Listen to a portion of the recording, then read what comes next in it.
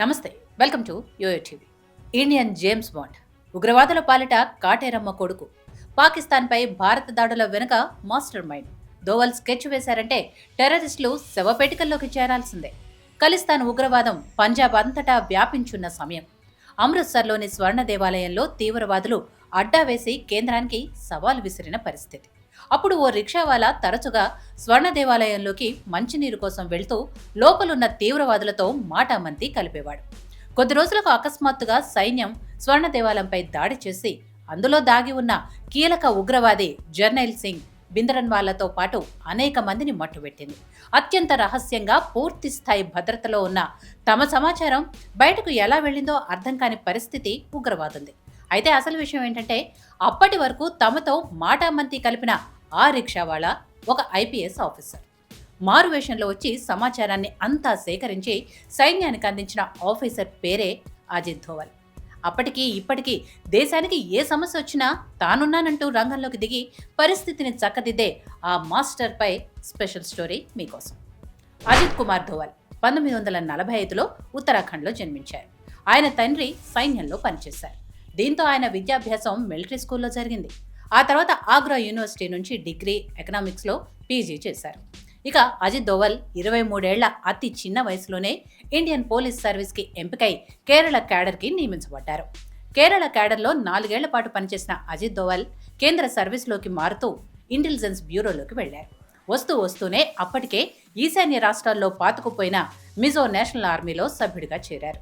తన టాలెంట్తో ఆర్మీ అధినేత బైచుంగాకి ఎంతో సన్నిహితుడిగా మారి చివరకు 200 ఏళ్లుగా ఇబ్బంది పెట్టిన ఆ సమస్యను శాంతి ఒప్పందం ద్వారా పరిష్కరించారు. ఈ అద్భుత ఆపరేషన్ చేసినందుకు అతి పిన్న వయసులోనే ఇండియన్ పోలీస్ మెడల్ని దక్కించుకున్నారు. పంజాబ్ ఖలిస్తాన్ ఉగ్రవాదం పెచ్చుమీరి స్వర్ణ దేవాలయం కేంద్రంగా కార్యకలాపాలు చేపడుతుండటంతో అప్పటి ప్రధాని ఇందిరాగాంధీ సైనిక చర్యకు ఆదేశాలు జారీ చేశారు. అయితే ఆ దేవాలయం సిక్కులకు అత్యంత పవిత్రమైంది కావడంతో సైన్యం కూడా కాస్త ఆచితూచి ఆపరేషన్ నిర్వహించాలని భావించింది.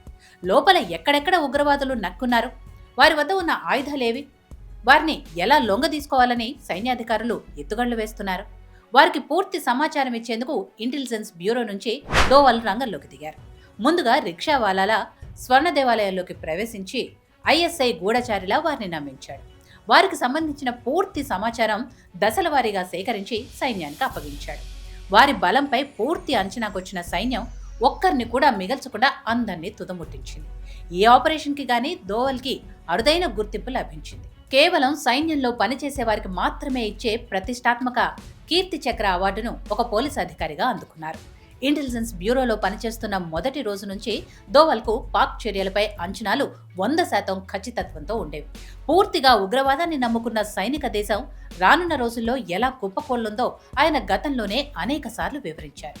పాకిస్తాన్లో దాదాపు 7 ఏళ్ల పాటు అండర్ కవర్ ఏజెంట్గా పనిచేశారు. ఎన్నో కీలకమైన సైనిక రహస్యాలు సాధించి భారత సైన్యానికి అందించాడు. ఉగ్రవాద సంస్థ జైషే మహ్మద్ చీఫ్ మౌలానా మసూద్ అజార్ను విడిపించడానికి పాకిస్తాన్ ప్రోద్బలంతో ఉగ్రవాదులు IC-814 అనే ఇండియన్ ఎయిర్లైన్స్ విమానాన్ని 24 డిసెంబర్ 1999న హైజాక్ చేశారు. దాన్ని ఆఫ్ఘన్లోని కాందహార్కు మళ్లించారు. అక్కడ వారితో చర్చలకు జరిపేందుకు వెళ్లిన బృందంలో ధోవల్ కూడా ఉన్నారు. అయితే ప్రయాణికుల భద్రత దృష్ట్యా అప్పట్లో మిలిటరీ ఆపరేషన్కి దూరంగా ఉన్నప్పటికీ ప్రస్తుతం జరుగుతున్న ఆపరేషన్ సింధూర్లో నాటి Kandahar hijack master mind Masood సోదరుడు అబ్దుల్ రఫూఫ్ అజహార్ని విజయవంతంగా మట్టుపెట్టగలిగారు. ఏకంగా 10 మంది కుటుంబ సభ్యులు దాడుల్లో మరణించిన తర్వాత మసూద్ మానసిక స్థైర్యంపై ఏ లెవెల్లో దెబ్బపడి ఉంటుందో ఊహించొచ్చు.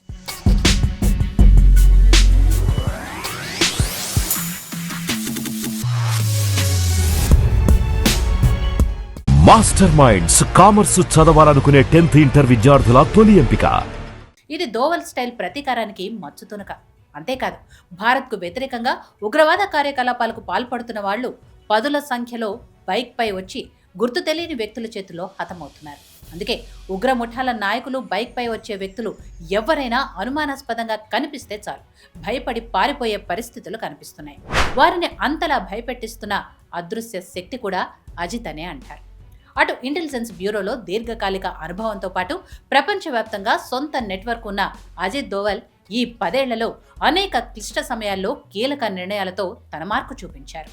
ఐఎస్ఐఎస్ ఆక్రమణలో ఉన్న ఇరాక్లోని తిక్రిత్ నగరంలో చిక్కుకుపోయిన 46 మంది ఇండియన్ నర్సులను విజయవంతంగా వెనక్కు తీసుకురాగలిగారు. ఇక ఈశాన్య రాష్ట్రాల్లోని నాగాలాండ్ వేర్పాటువాదులతో పాటు యూరి, పుల్వామా ఉగ్రదాడుల తర్వాత ఊహించని రేంజ్లో పాకిస్తాన్పై ప్రతీకారం తీర్చుకున్నారు. సర్జికల్ స్ట్రైక్స్ అంటే ఇలా ఉండాలి అనే విధంగా దేశం దాటి మరీ ఉగ్రవాదులను వాళ్ల స్థావరంలోనే విజయవంతంగా మట్టుపెట్టి రాగలిగారు. దీంతో అటు కేంద్రంలోని పెద్దలకు, ఇటు దేశంలోని ప్రజలకు అజిత్ దోవల్పై నమ్మకం 100 రెట్లు పెరిగింది. దీంతో 2019లో మరోసారి ఆయన్ను అదే పదవికి ఎంపిక చేశారు. జమ్మూ కాశ్మీర్కు ప్రత్యేక హోదా కల్పించే ఆర్టికల్ 370 రద్దు విషయంలో ఆయన పాత్ర అత్యంత కీలకం. సమాచార సేకరణ విశ్లేషణలో అనుసరించిన విధానాలు కేంద్రానికి ఆర్టికల్ 370 రద్దు విషయంలో ప్రత్యేక గుర్తింపు తెచ్చాయి. ఆర్టికల్ రద్దు సమయంలో కేంద్రం చేసిన ఒక ప్రకటన పాక్ను ముచ్చెమటలు పట్టించేలా చేసింది. అది కూడా దోవల్ వ్యూహాత్మక శక్తికి నిదర్శనం. అదే సంపూర్ణ కశ్మీర్. పాక్ ఆక్రమణలో ఉన్న కశ్మీర్ కూడా భారత్లో అంతర్భాగమేనని ప్రకటించటం పాక్కు మింగుడు పడని విషయం. దశాబ్దాలుగా ఉగ్రవాదాన్ని నమ్ముకున్న పాకిస్తాన్కు ఊహించని రీతిలో షాక్ ఇచ్చారు దోవల్. పహల్గాం ఉగ్రదాడి తరువాత సివిల్ మాక్ డ్రిల్ పేరుతో దేశవ్యాప్తంగా హోంమంత్రిత్వ శాఖ తరపున కార్యక్రమం నిర్వహిస్తామని ప్రకటన వచ్చేలా చేసి పాకిస్తాన్ ఆర్మీ, రాజకీయ నేతలను ఏమార్చారు. కానీ ఎవ్వరూ ఊహించని విధంగా లష్కరే తోయిబా, జైషే మహ్మద్, ఇతర ఉగ్రవాదుల క్యాంపులపై అర్ధరాత్రి దాడులతో కాళరాత్రిగా మార్చేశారు. తిరిగి తేరుకునేలోపే అన్ని దేశాల విదేశాంగ మంత్రులతో మాట్లాడి దౌత్యపరంగా ఎలాంటి సమస్య రాకుండా వ్యవహరించారు.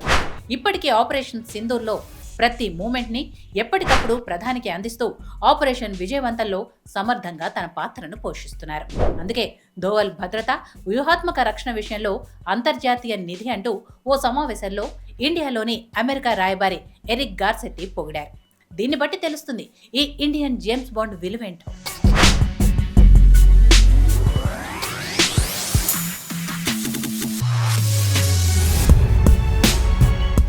మాస్టర్ మైండ్స్ కామర్సు చదవాలనుకునే 10th ఇంటర్ విద్యార్థుల తొలి ఎంపిక